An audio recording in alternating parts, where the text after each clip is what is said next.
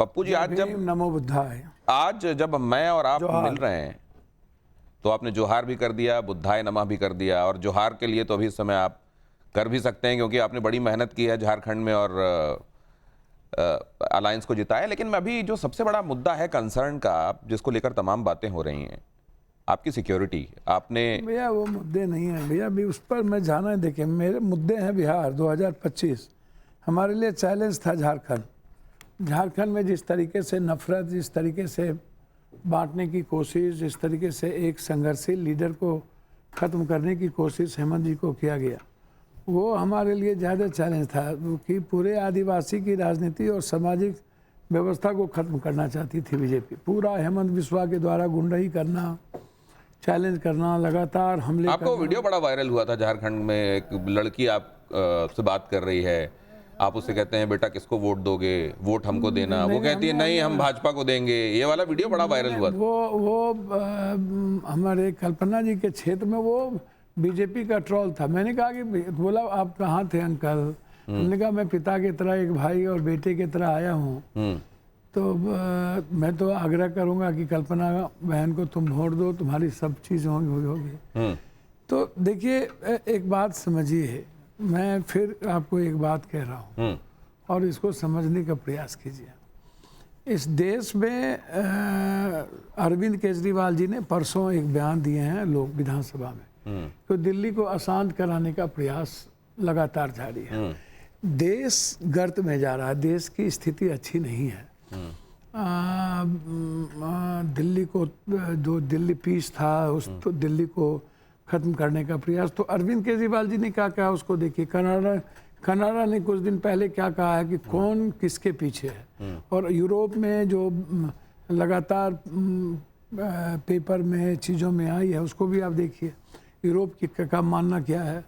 तो ये जो गैंग चलाने की प्रवृत्ति सिस्टम को है, माफियाओं को प्रोटेक्ट करने की, ये चीज़ों को, और इस कंट्री में आप कह सकते हैं, लेकिन आपके पास कोई सबूत है? भैया एक बात हमें समझ में नहीं आता है, इसमें हाथ अंगन को आरसी क्या, पढ़े लिखे को फारसी क्या। आप एक जगह इनकाउंटर करते हो, जेल से मरवा देते हो, जेल में मरवा देते हो, जहर दे देते हो। आप एक जगह जाति, अपनी जाति स्वजाति के क्रिमिनल को छोड़ के अन्य जातियों को मरवा देते हो। आप जिसको चाहते हो जहां मरवा देते हो, और एक जगह आप जब कनाडा कुछ कह रही है, आपको कोई कुछ बोल रहा है, अरविंद जी बोल रहे हैं, और वहाँ अपने ही राज में आप जिस तरीके से आप पर उंगली उठ रही है, तो ये सवाल मेरा नहीं है, मैं कुछ नहीं कह रहा हूँ, मेरे मुद्दे नहीं हैं। लगातार जिस तरीके से बम्बई या अन्य जगहों पर, पंजाब में, पंजाब के लोगों, अभी जो धमाके हुए चंडीगढ़ में, तो पीएम के जाने के पहले फिर उसके गैंग के 4 आदमी के इनकाउंटर हुए। तो आप, मैं उस पे नहीं जा रहा हूँ, मैं कह यह रहा हूँ। नहीं तो आपको 2014 के पहले का सिनेरियो याद होगा, दिल्ली की सुरक्षा, यहाँ कोर्ट तक के पास होने वाले धमाके, देश में बाकी जगहों पर होने वाले धमाके। एक बात, तो अगर आप तुलनात्मक रूप से देखें तो आपको देश, आप कह रहे हैं गर्त में जा रहा है, तुलनात्मक रूप से आप देखें तो सुरक्षा बेहतर है कि खराब है? पहले आपसे मैं एक बात बता रहा हूँ ना, हमको तो समझ में नहीं आता हूँ। 2014, मुझको लगता है कि 2014 में परमाणु आ गए, 2014 में अणु आ गए, 2014 में क्या कहते हैं आईटी आ गया, इंजीनियरिंग आ गया, 2014 में मेडिकल आ गया, 2014 में नहीं, उन बातों में जा ही नहीं रहा हूं, सुनिए ना, सिक्योरिटी की बात कर रहा हूं। सर मेरी बात सुनिए ना, 2014 इस कंट्री में इकोनॉमी मनमोहन सिंह के रीजन में, इकोनॉमी नरेंद्र मोदी के रीजन में, इस कंट्री में फैक्ट्री, इस कंट्री के फार्मर्स को, इस कंट्री की बिजली, इस कंट्री की, इस हिंदुस्तान के गर्व को कहने वाला एक मर्द पैदा हुआ। पाकिस्तान और बांग्लादेश को बंटवारा करने वाली एक ताकत, एक लेडीज आयरन। ये बात सच है, लेकिन उसके बावजूद जो रिपीट मैंडेट आप मिलते हुए देख रहे हैं वो भी तो आपको दिखाई दे रहा होगा ना पप्पू जी? एक बात तो सुनिए ना, रिपीट मैंडेट जो है, पुलवामा का क्या हुआ, आप हमको भी तो बताइए ना। पुलवामा का आरडीएक्स का पता चला क्या? आप जनता के बीच में जाके बातें कहते हैं ना? बिल्कुल कहते हैं। तो उसके बावजूद आप देख रहे हैं ना भारतीय जनता पार्टी को वापस लौटते हैं। पहले सोशल मीडिया नहीं थी, और अब आप अपने टूल्स और अपने पैसे, जिस तरीके पैसे का आप अकूट आप छींटते हो, 100 करोड़, 200 करोड़, 300 करोड़, जिस तरह सरकार चलाने में अजीत पवार जी ने कहा कि जब हम सरकार तोड़ रहे थे तो अदानी भी बैठे हुए थे। अजीत पवार का बयान है, अदानी मेरे साथ थे। तो अब पूंजीपति सरकार बना रही है, सरकार चला रही है, और पूंजीपति का तो नौकर जितना बन लोग करके- पप्पू यादव को जानते हैं, पप्पू यादव दूध को दूध पानी का पानी कहते हैं। पप्पू यादव मौत की परवाह नहीं करते। वो जाके कोरोना के लोगों के बीच में, जब कोरोना अपने पीक पर था, लोगों के बीच में जाकर मदद बांटने के लिए पहुंच जाते हैं। बेशक उनके घर से उनकी नाराजगी झेलनी पड़े, नहीं नहीं बिल्कुल सच। लेकिन मैं ये जानता हूं कि अगर आपके पास कुछ तथ्यात्मक है पप्पू जी, तो लेकर कोर्ट जाइए। भैया, इस तरीके से केवल आप तो कम से कम वो राजनीतिक बयानबाजी मत कीजिए। अच्छा, एक बात आप तो थोड़ा हट के हैं ना बाकी राजनीतिज्ञों आप से। हमको एक बात बताइए ना कि मैं कौन सी राजनीतिक बात आपसे कर ली अभी। आपने जिस तरीके से कही, एक सांसद, मैंने कहा उस पर मत जाइए। पप्पू अब यादव देखिए, को कोई डर होता मैं नहीं। आपको एक चीज- पप्पू यादव ना खौफ में जीता है। नहीं। पप्पू यादव को ना कभी खौफ है, ना पप्पू यादव किसी से भीख मांगता है। पप्पू यादव की 3 ही डिक्शनरी है: इंसान को भगवान मानना, जस्टिस के लिए, आम आदमी के, कॉमन आदमी के जस्टिस के लिए किसी से भी लड़ जाना, किसी के लिए मरने की मैं ऐसे जज्बा लोगों को रखना, व्यक्तिगत रूप और से पूरी जानता हूं। दुनिया की मदद करना। पप्पू जी, ऐसे लोगों को मैं व्यक्तिगत रूप से जानता हूं जो वो कहते हैं कि हमारे लिए मदद के लिए कोई नहीं था। हमने पप्पू यादव को, वो जानते भी नहीं थे, और आपको फोन किया और उनको मदद त्वरित रूप से मिली। उनको कमाल। लेकिन मैं एक बात जानना चाहता हूं, आप इस तरीके से जनता के लीडर हैं, मास अपील है आपकी, लोग इतना प्यार करते हैं आपको, 26 धमकियों का आप जिक्र कर रहे हैं। आपने एसपी को कहा कि आप राजनीति में मत पड़िए, आप राजनीति में लगता है पढ़ रहे हैं, और आप सिक्योरिटी का, आपने ये तक कहा कि हेमंत शाही का आपने उदाहरण दिया कि किस तरीके से हुआ, देखिए तब कहा गया कि घायल। मैं एक बात जानना चाहता हूं, आप ये तमाम बातें करें, मान लीजिए भगवान ना करे आप सुरक्षित रहें हमेशा और सुदीर्घ जीवन रहे आपका, लेकिन अगर आपके साथ कुछ हो गया 19-20, तो किसको जिम्मेदार मानेंगे आप? देखिए, एक बात समझिए, मैं आपको बहुत क्लियर बता दूं, 24 और 150 व्हाट्सएप और 200 SMS मैं अमित शाह जी को, मैं मुख्यमंत्री जी को, डीजी को, सबको भेजा हूँ। भैया, मुझको आप, मैंने कई बार कहा, मुझको आपकी सुरक्षा नहीं चाहिए। आपसे मैं हाथ जोड़ता हूँ, मैं आपसे भीख मांग करके जीने का नाम पप्पू यादव नहीं है। हमारे परिवार तक के भी जिक्र कर दिए गए। मैं आपसे, उनसे मैंने साफ शब्दों में कहा कि आप जांच करा लीजिए कि इसके पीछे कौन है। मलेशिया से मयंक सिंह वहाँ बैठे हैं राजन के साथ। पतरातू क्रिमिनल का वो राइट हैंड है, वो छत्तीसगढ़ जेल में है। झारखंड जाते ही वो वहाँ से फोन, मलेशिया, नेपाल, पाकिस्तान आप बता रहे हैं, इन जगहों से फोन आए।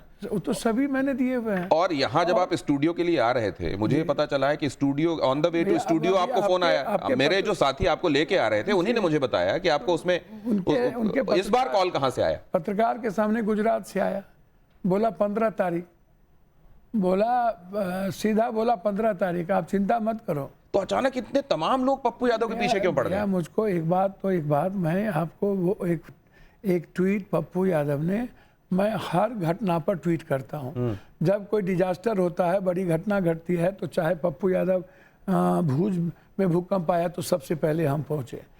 मणिपुर की घटना घटी थी, बहुत पहले हम पहुंचे। जब उत्तराखंड में आए तो हमें 21 दिन रहे। उड़ीसा में बाढ़ आया तब हम रहे। बॉम्बे में घटना घटी तब रहे। जब बिहारी तो आप ये मानवता के लिए काम कर रहे हैं ना? मैं वही बात आपको कह रहा हूँ कि मैंने एक ट्वीट किया। मैंने वो ट्वीट किया कि देश, संविधान, लोकतंत्र से बड़ा कोई व्यक्ति नहीं हो सकता, और यदि इस तरह चैलेंज करके किसी तो ये को मार 26 एंड काउंटिंग उसी के बाद थ्रेट कॉल आया? उसके बाद कॉल आना। उसके पहले कभी धमकी नहीं मिली आपको? उसके पहले पूरे जीवन में कभी? नहीं, उसके पहले धमकी नहीं मिली। उसके पहले चुनाव में एक वीडियो कॉल पर गाली गलौज की बात आई, धमकी कभी नहीं मिली।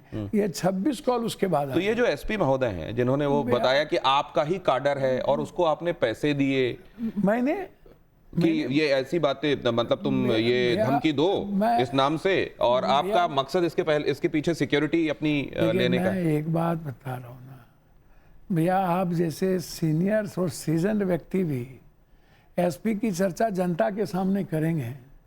एसपी नौकर होता है किसी सरकार का, एसपी बेचारा होता है। एसपी सियासत जो चाहती, ईडी और सीबीआई कौन है? कठपुतली है।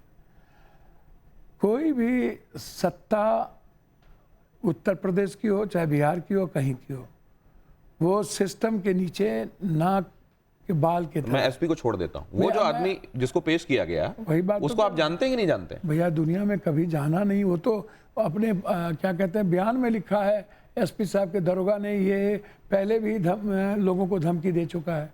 इसका मतलब वो पहले भी कितने को धमकी दिया है, तो क्रिमिनल है ना, वो बयान में है, उनके कोर्ट में बयान वो में। जाप का कभी प्रतिनिधि नहीं सर रहा। क्या बात करते रहते हैं सर, मैं तो सीबीआई इंक्वायरी की मांग कर दिया हूं। मैंने तो हाईकोर्ट के बेंच से मांग किया हूं। मैं स्पीकर को लिखने जा रहा हूं कि आप पार्लियामेंट्री कमेटी से जांच करा दीजिए या सीबीआई की जांच करा दीजिए। मैं कह रहा हूं यदि हिम्मत है तो सीबीआई इंक्वायरी कराइए। कभी 48 घंटा, कभी 15 तारीख, ये तो सुनते अन्यथा रिजाइन करिए, हम भी रिजाइन करने तो मैं को बड़ा तैयार सीधा सीधा आपसे पूछ रहा हूं कि ये इतना सीरियस मैटर है, आपकी लाइफ, इन्होंने आपकी लाइफ नहीं है, लोगों से आप जुड़े हुए सर, हैं, इन्होंने आप सांसद हैं इस देश के। मेरे जिंदगी के साथ खिलवाड़ किया है सरकार के सिस्टम ने।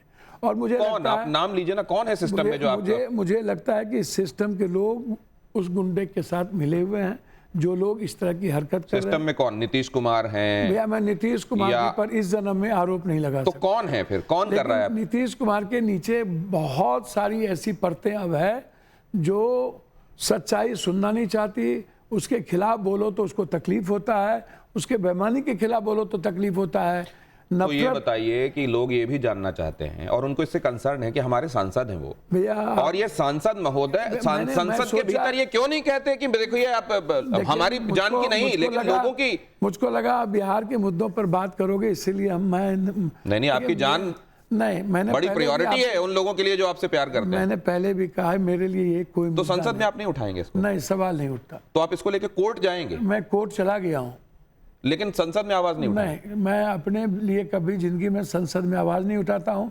मेरी उपस्थिति का मतलब है एक आवाज बिहार की पूरे 13 करोड़ जनता, झारखंड की जनता और युवाओं के रोजगार, उसकी किसानों की बात। पप्पू यादव अपने लाइफ के लिए संसद नहीं बना है, इसलिए मैं संसद में अपनी भीख नहीं मांगूंगा। जोगी की तरह संसद में रोने नहीं जाऊंगा कि मुझको पुलिस ने मारा। नहीं, आप बाकियों को भी इंटीमेट कर रहे हैं ना, जैसे आप लोकल एडमिनिस्ट्रेशन को कर रहे हैं। आपने बताया गृह मंत्री को इंटीमेट किया है, तो संसद को भी इंटीमेट कीजिए ना, स्पीकर को बताइए ना। स्पीकर को बताऊंगा, संसद में अपना बयान नहीं दूंगा। स्पीकर को बताने वाले एकदम मैं स्पीकर को बताऊंगा, वो मेरे कस्टडियन है। लेकिन मैं सीबीआई इंक्वायरी चाहता हूँ, हिम्मत है। और मैं चाहता हूँ 2 वीडियो कहाँ है, मैं चाहता हूँ उस लड़के का कॉल डिटेल आप सबके सामने लाइए। और मैं चाहता हूँ आपने जो कहा है कि वो पटना के पार्क गया था कभी, उसको कोई राजेश नाम का आदमी मिला, उसने हमको कहा कि हम 1500 रुपया दे रहे हैं, तुम धमकी दे दो। वो कभी यूको पार्क गया था कभी, और उसको एक कोई राजेश नाम का व्यक्ति मिला, उसने 1500 रुपया दिया। भैया आप खुद सोचिए, 2000 रुपया दिया, यूको पार्क में मिल गया। आप एक तरफ कह रहे हो कि सस्ती लोकप्रियता के लिए धमकी दे दिए, एक लाइन में कह रहे हो पहले भी ये कितने को धमकी दिया है। आप अपने कंट्रोवर्सी में फंस रहे हो। और दूसरी तरफ आपसे मैं जब पूछ रहा हूं कि ये व्यक्ति है कौन, इसके पीछे कौन है, इसको पैसा कौन दिया, आप उसको कब गिरफ्तार करोगे? आप आरा में कब? एक लाइन में अगर मैं आपसे पूछूं कि अगर आपकी इन मुद्दों को गंभीरता से नहीं लिया जा रहा, इसको कोई और रंग देने की कोशिश की जा रही है और भगवान न करे कुछ होता है, तो जिम्मेदार कौन होगा? मैं शासन प्रशासन, पूरी सरकार। यदि मेरी कोई घटना घटती है तो इसमें इन्वॉल्व होंगे केंद्र की सरकार, राज्य की सरकार, कौन? मैं राजनीति नहीं करता, मैं राजनीति नहीं करता हूं। मैं राजनीति में सीधा आपसे पूछ रहा हूं, किसको जिम्मेदार? मैं साफ हूं सिस्टम। मैं गृह मंत्री जी को भी पत्र लिख रहा हूं 1 लाख बार। आप सत्ता पक्ष में सबको सुरक्षा दीजिए, कोई दिक्कत नहीं, लेकिन विपक्ष में अरविंद केजरीवाल को मारिए, हेमंत सोरेन को मारिए, उसको जेल भेजिए। हेमंत जब विपक्ष का कोई सच बोलने की हिम्मत करे, आपको जगाने की हिम्मत करे, तो आप उसको सुरक्षा तो छोड़िए, आप उल्टे उसको बेइज्जत करते हैं और उसकी सुरक्षा को हल्का करते हैं। तो आपने अब लब्बू लुआब इसका कह दिया, आपने कह दिया शासन प्रशासन को आप इसके लिए जिम्मेदार मानते हैं। घटना मैं जरा उन मुद्दों की तरफ आता हूं जिनमें आपका नजरिया लेना आवश्यक है। आपने कहा कि बिहार और समाज से संबंधित मुद्दे, संभल को देख के क्या लग रहा है आपको इस समय? सर आप एक बात आप बताइए ना, मैं आपसे एक बात पूछना चाहता हूं कि इस कंट्री में 18 करोड़ मुसलमान हैं, ठीक? 11 साल से देश के प्रधानमंत्री नरेंद्र मोदी कंट्री में कह रहे हैं, दुनिया में 18 करोड़ इस देश में मुसलमान हैं। रोहिंग्या है 17 लाख पूरे वर्ल्ड में। रोहिंग्या का मतलब बांग्लादेशी, ठीक? जब बांग्लादेश की इकोनॉमी डेवलप कर रही थी तो यहाँ से सारे बिजनेसमैन वहाँ गए और सारे बिजनेसमैन को वहाँ जगह मिली, लोगों ने एक्सेप्ट किया और वहाँ भारत के लोग अच्छे व्यापार करने लगे, ठीक है? जब बांग्लादेशी एक आए चाहे 100 आए चाहे 1000, 11 साल में आपको पता नहीं चला कितने रोहिंग्या आए, कितने क्या आए। आप अदानी जी को फोन करके बांग्लादेश में टेंडर दिलाए और अब वहां पर उनकी पूरी की पूरी 33% इकोनॉमी में शेयर है। आप बांग्लादेश के पीएम को यहाँ रखे हुए हैं। दूसरी तरफ एक छुट भैया, एक बंदर टाइप का बाबा है, वो कहता है वहां पर हिंदू पर हमले हो रहे हैं। एक भी बिजनेसमैन लौट के नहीं आया, एक किसी बिजनेसमैन पर हमले नहीं हुई, उसके परिवार नहीं कहा हम। आपको नहीं दिख रहा तस्वीरों में क्या हो रहा है मैं बांग्लादेश क्या में? कह रहा हूँ सुनिए ना आप जो बता रहे हैं उसको मैं नकार नहीं रहा, लेकिन जो पूरी दुनिया को दिखाई दे रहा है, बात तो सुनिए। अमेरिका को, यूके सर मैं वही आ रहा हूं। इंदिरा गांधी ने हिंदुस्तान के सम्मान के लिए, स्वाभिमान के लिए पाकिस्तान का 2 टुकड़ा कर बांग्लादेश को हिंदुस्तान का दोस्त बनाया, ठीक, और पाकिस्तान को औकात बताया। मैं यह पूछना चाहता हूं, अदानी के संपत्ति को सुरक्षित रखने के लिए क्या आप वहां हिंदू पर हमला करवा रहे हो? आपको चट्ठा नहीं है, आपको दम नहीं है बांग्लादेश को चैलेंज कर देने की, आपको दम नहीं है अपने लोगों को लाने की। ये कर कौन रहा है? ये करवा कौन रहा है? सिर्फ पूंजीपतियों की संपत्ति की हिफाजत करने के लिए। तुमको जिसको मारना हो मारो,